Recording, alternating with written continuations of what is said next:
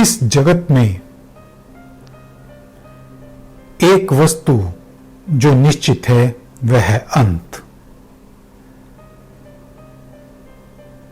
इस संसार में जो बनता है वह टूटता है, बिखरता है।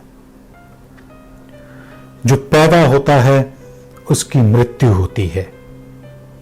जिसका निर्माण होता है उसका विध्वंस भी निश्चित है। और यह नियम पूरे अस्तित्व में लागू होता है, चाहे वह मनुष्य हो, जीव जंतु, पेड़ पौधे, वनस्पति। इस संसार में प्रत्येक वस्तु जो बनती है वह मिटती ही है।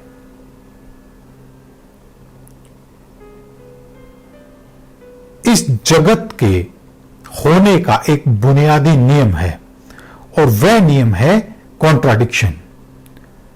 जगत का होना कॉन्ट्राडिक्शन के कारण ही संभव है, विरोधाभास के कारण ही संभव है।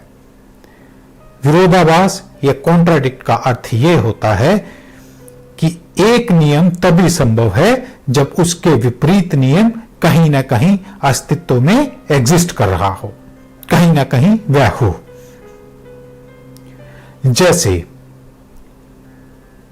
पुण्य का अस्तित्व तभी समझ में आएगा जब कहीं ना कहीं पाप होता है। प्रकाश का महत्व तभी है जब इस अस्तित्व में, इस ब्रह्मांड में कहीं ना कहीं अंधकार हो। तो यह विरोधाभास है। काले का पता तभी चलेगा जब कहीं सफेद हो। कोई भी वस्तु स्वतंत्र रूप से अस्तित्व में नहीं हो सकती जब तक कि उसका विरोधाभास या कॉन्ट्राडिक्शन नहीं होता है। इसीलिए जीवन के साथ मृत्यु जुड़ी हुई है। इसी नियम के कारण ही यह संसार चल रहा है। जैसे सिक्के का एक पहलू हो तो सिक्का एग्जिस्ट नहीं करेगा। सिक्का तभी अस्तित्व में है, तभी अस्तित्ववान है जब उसके दोनों पहलू होते हैं। कभी आपने देखा कि कोई एक ऐसा सिक्का जिसका केवल एक ही पहलू हो? नहीं। ऐसे ही सत्य के होने के लिए भी दोनों पहलुओं को एक साथ देखना जरूरी है। अगर एक ही पहलू हमने देखा तो हम अर्ध सत्य को देखते हैं, और अर्ध सत्य कभी पूर्ण सत्य नहीं होता। तो अगर इस जन्म के रहस्य को समझना है तो हमें जीवन और मृत्यु दोनों को एक ही साथ समझना पड़ेगा। किसी एक को समझा और दूसरा ना समझ पाए तो हम पूर्ण रूप से, पूर्ण सत्य से चूक जाएंगे।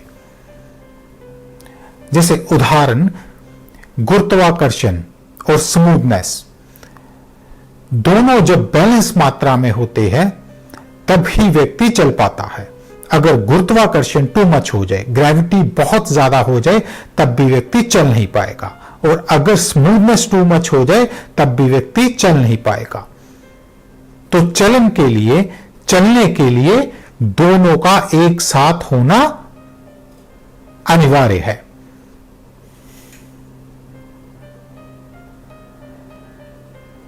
जीवन तो कहीं ना कहीं मृत्यु पे आके रुक जाता है, मृत्यु के छोर पे समाप्त हो जाता है। लेकिन एक वस्तु ऐसी है जो सदा चलती रहती है, जो कभी नहीं रुकती, जो कभी समाप्त नहीं होती, और वह वस्तु है यात्रा। किसकी यात्रा? इस आत्मा की यात्रा। यह यात्रा, यह जर्नी जन्मों जन्मों तक चलती रहती है, अनंत योनियों तक चलती रहती है।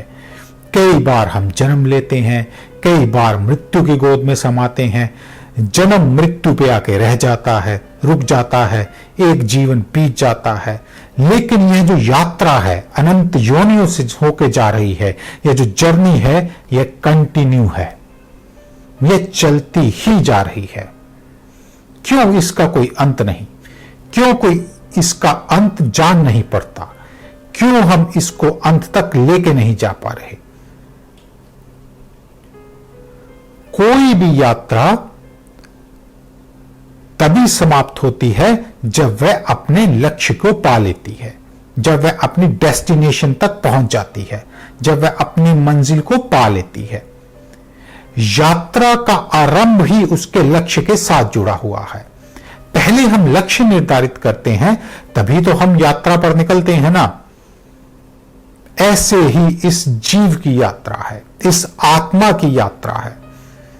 हम उस लक्ष्य को नहीं पा रहे, हम उस लक्ष्य तक नहीं पहुंच पा रहे, जिसके कारण यह यात्रा चिरकाल से, अनंत काल से चलती ही जा रही है। और जब तक हम उस लक्ष्य को पा नहीं लेंगे, इस यात्रा का कोई अंत जान नहीं पड़ता। इस यात्रा का आरंभ तो अस्तित्व ने कर दिया, उस परमात्मा ने इस यात्रा का आरंभ तो कर दिया, लेकिन अब उसे लक्ष्य तक पहुंचाना, मुझे अपने परम स्वरूप तक जानना, उस आत्मा को उसके लक्ष्य तक पहुंचाना, यह मेरे स्वयं के बस में है। और जब तक वह लक्ष्य मीट नहीं होगा, वह डेस्टिनेशन नहीं आएगी, तो यह यात्रा यूं ही चलती ही रहेगी। साधारणतः हम अपने जीवन में जो लक्ष्य बनाते हैं, वह लक्ष्य है धन की प्राप्ति, शिक्षा की प्राप्ति, परिवार की सुख समृद्धि की प्राप्ति। तो इस प्रकार के लक्ष्य हमारे जीवन के लक्ष्य हैं। मूल रूप से यही हमारे लक्ष्य बनते हैं। और जब एक लक्ष्य प्राप्त हो जाता है, तब हम दूसरे लक्ष्य की ओर अग्रसर हो जाते हैं। जैसे अगर मुझे धन मिला, थोड़ा धन मिला, वह लक्ष्य मेरा अचीव हो गया, तो मुझे और धन चाहिए। परिवार में जब किसी पति पत्नी की जब वे विवाह संबंध में बनते हैं, तो उनकी कामना है कि उनके पुत्र या पुत्री की प्राप्ति हो। अब संतान हो गई, यह लक्ष्य पूरा हुआ, तो दूसरा लक्ष्य आगे बढ़ते हैं कि इनकी शिक्षा दीक्षा अच्छे से हो जाए। अब उनकी शिक्षा दीक्षा अच्छे से हो गई, तब हमारा यह लक्ष्य हो जाता है कि इनकी शादी हो जाए। अब उनकी शादी भी हो गई, तब हम ये इच्छाएं करने लग जाते हैं कि नाती पोते हम देख सके। फिर उनकी शादियों की चिंता। तो हम एक लक्ष्य को पाते हैं और मन तुरंत दूसरे लक्ष्य की ओर अग्रसर हो जाता है। वास्तव में हमारा लक्ष्य उस अनंत के लिए था, लेकिन हम इन छोटे छोटे लक्ष्यों पर ही सिमट के रह जाते हैं, क्योंकि हमारी प्यास तो सागर की है, वो बिना सागर के बुझने वाली नहीं। चाहे हम जितनी मर्जी अंजुलियों से जल पीते रहें, अभी हम प्यालों से जल पी रहे हैं, लेकिन प्यास फिर भी नहीं बुझ रही। जब तक वह सागर तक हम नहीं पहुंचते, हमारी प्यास, हमारी क्षुधापूर्ति नहीं होने वाली।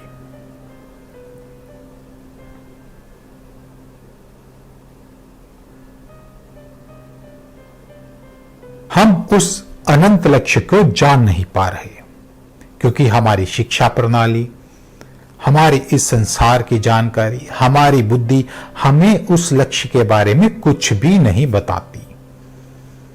और वह लक्ष्य है स्वयं तक पहुंचना, वह लक्ष्य है स्वयं को जानना। बड़ी गजब की बात है। हम तो हम ही हैं ना। हम यह समझते हैं कि हम अपने आप को तो जानते ही हैं, तभी तो हम सब बाहर देख पा रहे हैं, तभी तो बाहर वालों को जान पा रहे हैं। लेकिन नहीं, हम स्वयं को जानते ही नहीं। हमारी सारी यात्रा बाहर को है, हमारी सारी यात्राएं ही चारों तरफ हैं, लेकिन कोई भी यात्रा मुझे मेरे स्वयं तक नहीं लेके जा रही। अगर मैं स्वयं को जान गया होता, अगर हम अपने आप को जान गए होते, तो यह जो जीवन मरण की यात्रा है, यह जो अनंत काल से चली आ रही यात्रा है, यह समाप्त हो चुकी होती। हम इस चक्र से छूट चुके होते। तो यही है हमारा परम लक्ष्य कि हम स्वयं को जाने, स्वयं तक पहुंचे।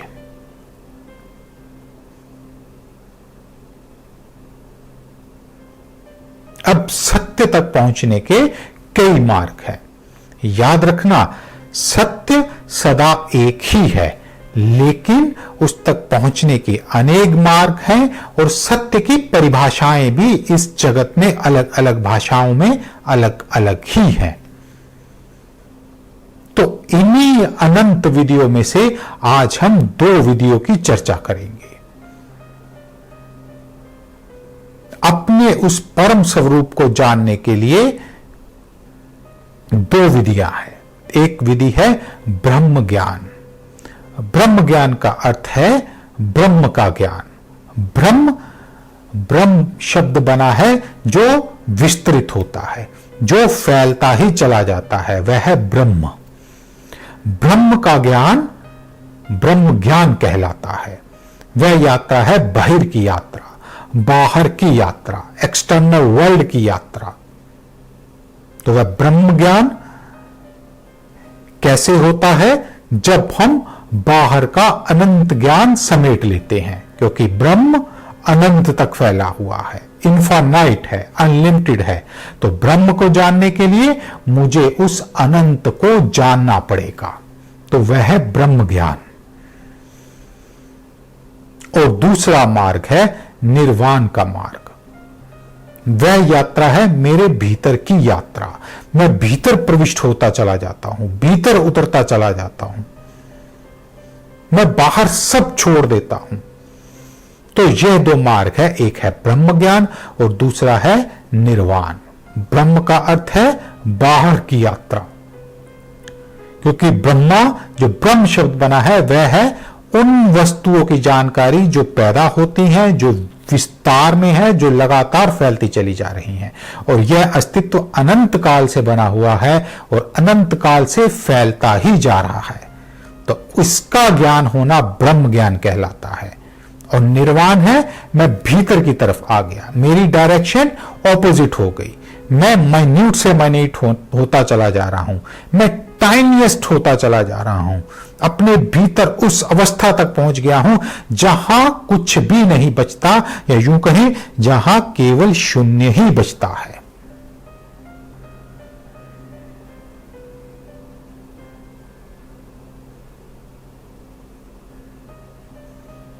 तो सत्य का अर्थ यह है कि मुझे मेरे अपने स्वरूप का पता चल जाए, मैं उसको साक्षी भाव से देख सकूं जो कि मैं वास्तव में हूं। अभी तो यह जो मैं हूं, यह तो संसार की रचना है, यह तो मेरी शिक्षा पद्धति की, जानकारियों की, इसकी रचना है, मेरी कंडीशनिंग की, मेरी बुद्धि की। यह जो शरीर है, यह उसका एंड प्रोडक्ट है। लेकिन मैं वास्तव में कौन हूं, उसको जानने की विधियां हैं, एक ब्रह्म ज्ञान और दूसरा है निर्वाण। अब व्यक्ति सदा द्वंद्व में है, सदा कॉन्फ्लिक्ट में है। कॉन्फ्लिक्ट में इसलिए है क्योंकि वह यह सोचता है कि वह या तो बाहर की यात्रा पे जाए या भीतर प्रविष्ट हो। ब्रह्म ज्ञान का अर्थ है अस्तित्व की यात्रा। ब्रह्म जो विस्तार में है, जो फैलाव में है। अब उस अनंत को जानने के लिए मुझे भी अनंत बनना पड़ेगा, लेकिन मैं तो सीमित हूं, मैं तो लिमिटेड हूं। तो मैं उस अनलिमिटेड को, उस इनफाइनाइट को कैसे जान सकता हूं? सीमित असीम को कैसे जान सकता है?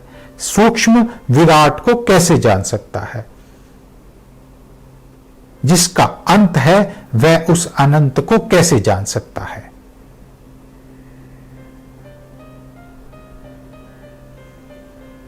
तो वह संभव है जब सीमित असीम में मिल जाता है। वह उसी प्रकार है जैसे कि बूंद सागर में मिल जाती है। बूंद सीमित है, बूंद सीमाओं में बंधी हुई है, सागर असीम है। जब बूंद सागर में मिल जाती है तो वह अपनी क्षमताओं को तोड़ देती है, वह अपनी सीमाओं को तोड़ देती है और अपने अस्तित्व को मिटा देती है। तभी वह सागर हो पाती है।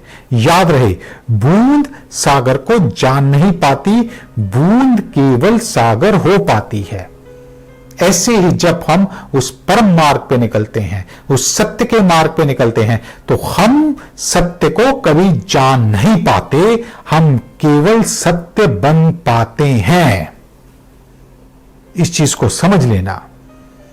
अगर हम उस परमात्मा की यात्रा पे निकले हैं तो हम उसे जान नहीं पाएंगे, हम स्वयं ही परमात्मा हो जाएंगे।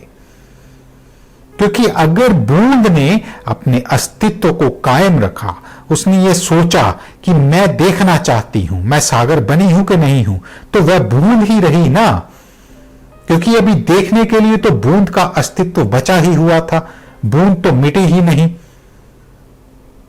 तो बूंद को मिटना पड़ेगा सागर होने के लिए। तो व्यक्ति जब ब्रह्म ज्ञान में उस मार्ग पर उतरता है तो वह उस अनंत में खो जाता है, तभी वह जो सीमित है उस असीम में मिलके असीम बन जाता है। उसे जान नहीं पाता, वह असीम बन जाएगा, वह सत्य बन जाएगा, सत्य जान नहीं पाएगा। सत्य को जानना संभव ही नहीं, क्योंकि जो हमारे पास माध्यम है वह लिमिटेड है, और लिमिटेड से अनलिमिटेड को नहीं जाना जा सकता।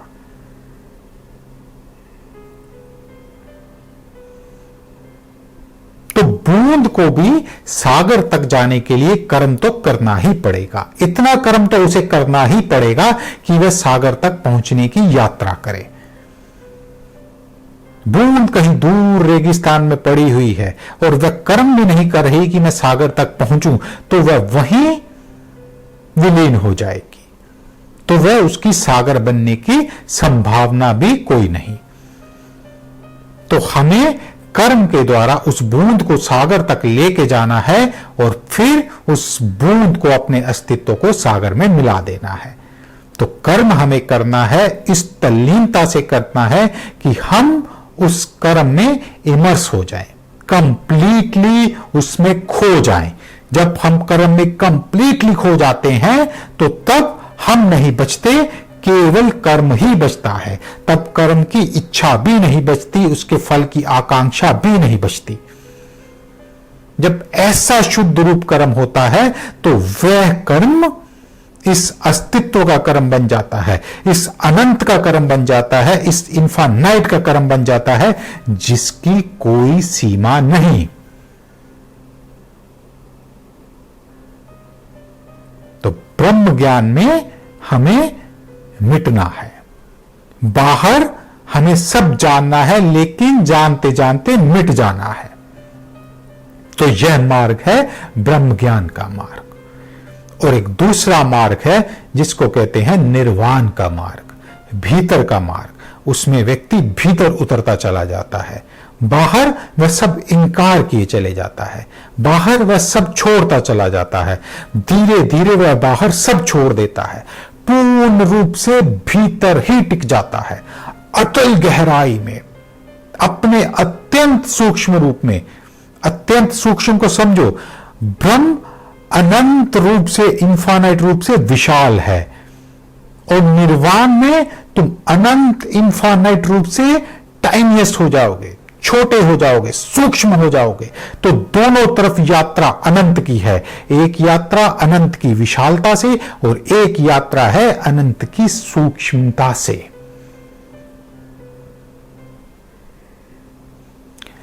मिटता व्यक्ति दोनों में ही है, ब्रह्म ज्ञान में भी मिट जाएगा और निर्वाण में भी मिट जाएगा।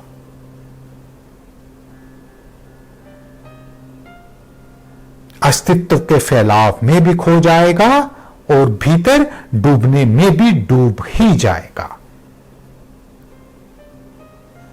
तो दोनों में हम मिट के वह हो जाते हैं जो कि हम वास्तव में हैं। हम अपने को जान नहीं सकते, हम वास्तव में वह हो सकते हैं जो कि हम हैं।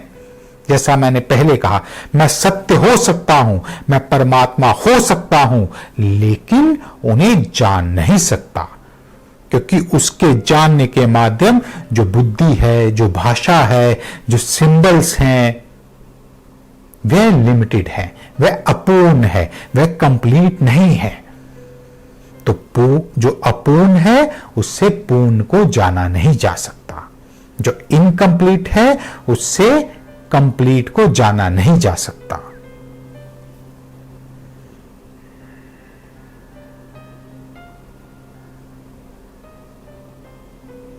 और दूसरी चीज, जब भी मिटता है तो या तो भूतकाल मिटता है या भविष्यकाल मिटता है।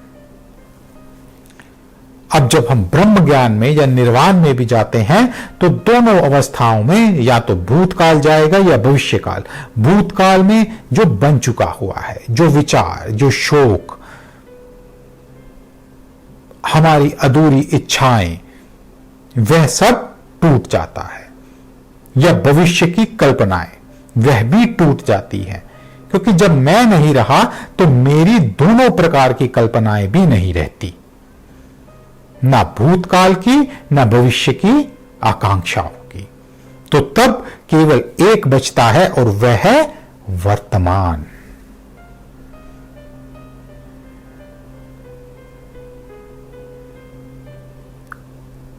वर्तमान कभी मिटता ही नहीं, क्योंकि वर्तमान एक कंटिन्यूटी है, एक धारा प्रवाह है जो चलता चला जा रहा है। साधारणतः हम ऐसा सोचते हैं कि वर्तमान मिट के पास्ट बन जाता है या वर्तमान आगे चल के फ्यूचर बन जाता है। नहीं, वर्तमान का जो महाशन है वह महाचेतन है, वह शाश्वत है। जो वर्तमान में एक बार टिक जाता है तो वह सदा के लिए वर्तमान में ही रहता है। तो उसके लिए उस अनंत के द्वार खुल जाते हैं। सत्य से जो मिलना है, परमात्मा से जो मिलना है, वह मिलन केवल उस वर्तमान के क्षण की खिड़की से ही संभव है। और धर्म का भी यही अर्थ है कि हमें उस महासाक्षी में स्थापित कर देना, हमें उस महाशन में स्थापित कर देना। धर्म वह खिड़की है जिससे मैं वर्तमान में स्थित प्रज्ञ हो जाता हूं। धर्म मुझे पास्ट में नहीं लेके जा सकता, धर्म मुझे भविष्य में नहीं लेके जा सकता। धर्म मेरे अभी होने की घोषणा है, जो मैं हूं।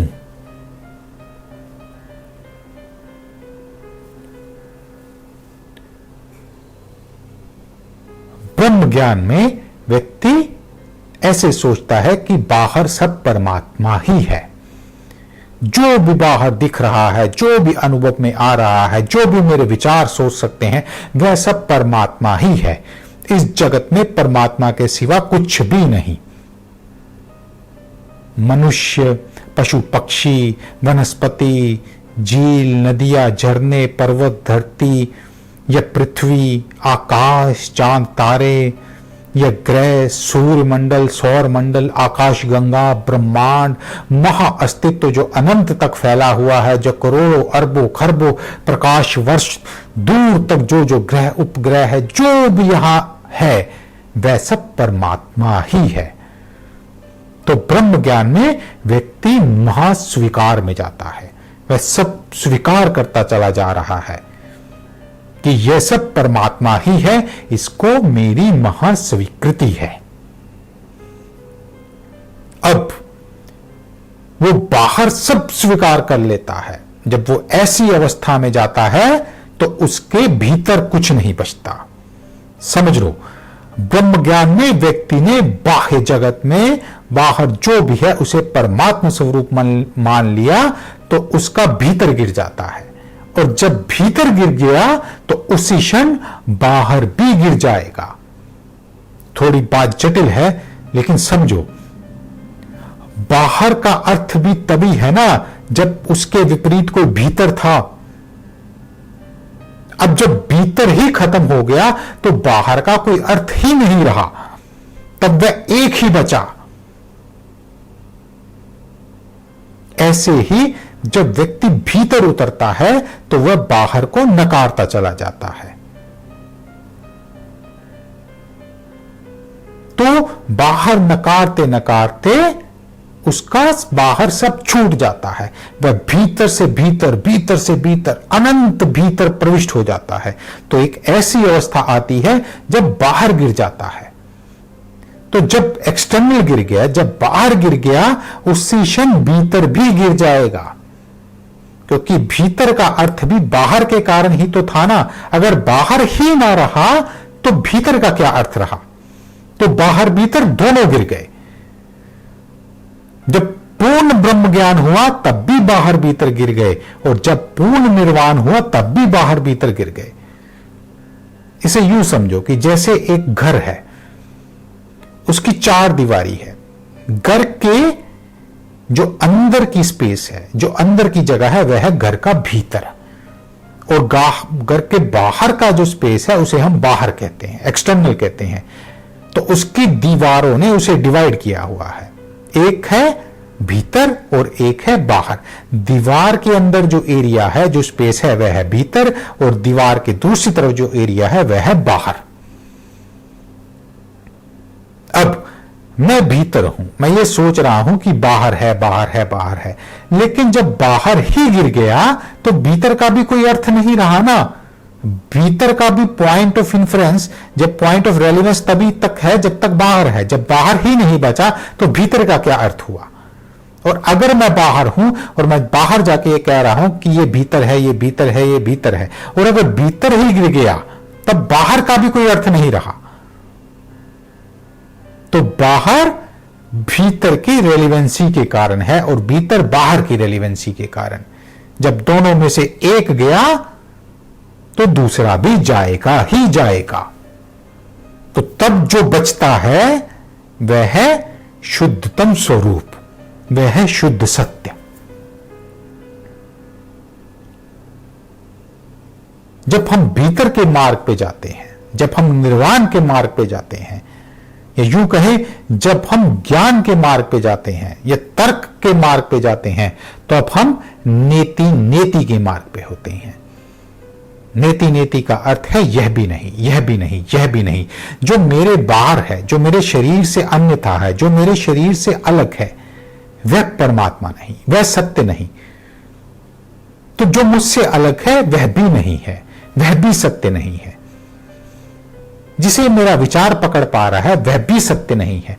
तो ऐसे करते करते वह सब गिराता चला जाता है। यह भी नहीं, यह भी नहीं, यह भी नहीं। जो दिख रहा है यह भी नहीं, जिसको मैं सुन पा रहा हूं यह भी नहीं, जिसको विचार सोच पा रहा है यह भी नहीं। तो तर्क काटता है, तर्क छाटता है, तो तर्क सब काटता चला जाएगा। नेति नेति नेति नेति तब तक काटेगा जब तक तर्क स्वयं भी गिर नहीं जाता। जब विचार भी नहीं बचता, जब विचार भी कट जाता है, तो तब जो होता है वह निर्वाण। जैसे दिया, दिया जल गया पूर्ण, बाती विलीन हो गई, तेल सारा सोख लिया ज्वाला ने, तो यह निर्वाण घट गया। और ब्रह्म ज्ञान है श्रद्धा का मार्ग, जिसमें मेरी इतनी श्रद्धा है कि मैं सब स्वीकार करता हूं। वह है भक्त का मार्ग, कि उसके सिवा कुछ है ही नहीं। ब्रह्म ज्ञान है तेरा तेरा तेरा तेरा का मार्ग, और निर्वाण है मेरे एक्सट्रीम इंटरनल मैं का मार्ग, अहंकार का मार्ग नहीं, अत्यंत ऐसी मैं जो कि विचार के भी परे है।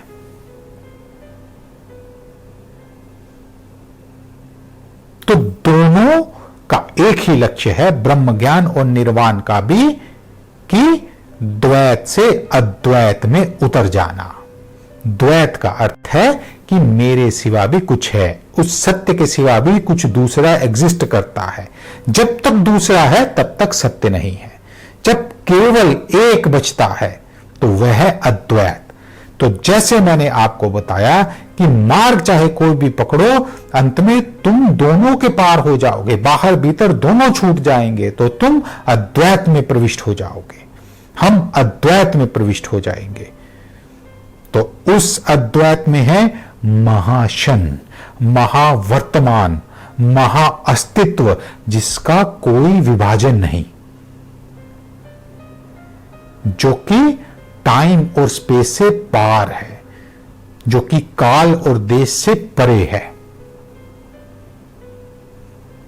जैसे आधुनिकता में विज्ञान कहता है कि इस ब्रह्मांड का निर्माण कैसे हुआ, साइंस की थ्योरी है कि बिग बैंग के कारण इस अनंत ब्रह्मांड का निर्माण हुआ। बिग बैंग है कि इस अनंत ब्रह्मांड को बनने से पहले कोई एक ऐसा अणु था, अत्यंत सूक्ष्म अणु, कि वह इतना छोटा था कि उसका एक गहन विस्फोट हुआ और वह अणु इतना फैल गया कि उससे पदार्थ और स्पेस बने, उससे मैटर और डार्क मैटर बना, उससे यह ग्रह उपग्रह और उनके बीच की रिक्तता बनी। मैटर है जो कि सॉलिड है, जो कि हम आंखों से देख पाते हैं, जैसे ये ग्रह है, सूर्य है, चांद है, तारे हैं। लेकिन इन दोनों के बीच में जो दूरी है, जो स्पेस है, उसको कहते हैं ब्लैक मैटर। इन दोनों से पहले एक अत्यंत सूक्ष्म अणु था जो शून्य था, उससे यह पूर्ण ब्रह्मांड बना, पूर्ण ब्रह्म बना। तो विज्ञान इसको इस प्रकार से लेता है। और वह विस्फोट इतना घातक था कि प्रकाश की भी अनंत अगर तुम उसकी गति को भी ले लो तो उससे भी तेजी से यह ब्रह्मांड फैल गया। और फिर अलग अलग फ्रीक्वेंसीज के कारण अलग अलग धातुएं बनी, पृथ्वियां बनी, सौर मंडल बने। तो इस प्रकार से शून्य से ब्रह्म का निर्माण हुआ। और इसी प्रकार एक दूसरी घटना भी घटती है जब ब्रह्म वास्तव में शून्य में आके समा जाता है, जैसे कि ब्लैक होल्स हैं। तो ये सारे ब्रह्मांड के तारे, ग्रह, उपग्रह जो भी है, उस छोटे से अणु में आके समाते जा रहे हैं, उसको ब्लैक होल बोलते हैं। तो ये घटना, दोनों घटनाएं एक साथ घटती हैं। सूक्ष्म से ब्रह्म बनता है और उस ब्रह्म से ब्रह्म वापस सूक्ष्म में आ जाता है। तो यही है परम स्वरूप, जिसमें जीवन व मृत्यु एक साथ घटती है।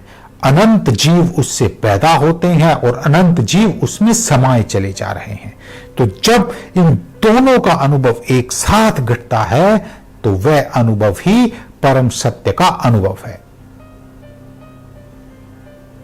तो मार्ग चाहे कोई भी पकड़ो जो तुम्हारे अनुरूप हो, लेकिन सत्य तक वह तुम्हें पहुंचा ही देगा, सत्य तक वह आपको पहुंचा ही देगा।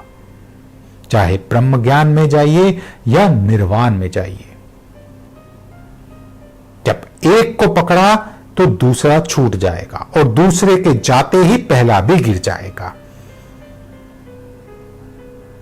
और जब दोनों चले जाते हैं तब एक महाघोषणा घटती है, और वह जो घोषणा है वह यह है कि मैं यही हूं, मैं यह हूं, मैं हूं वह परमात्मा, सोहम, मैं वह हूं जिसमें भीतर व बाहर दोनों समाये चले जा रहे हैं।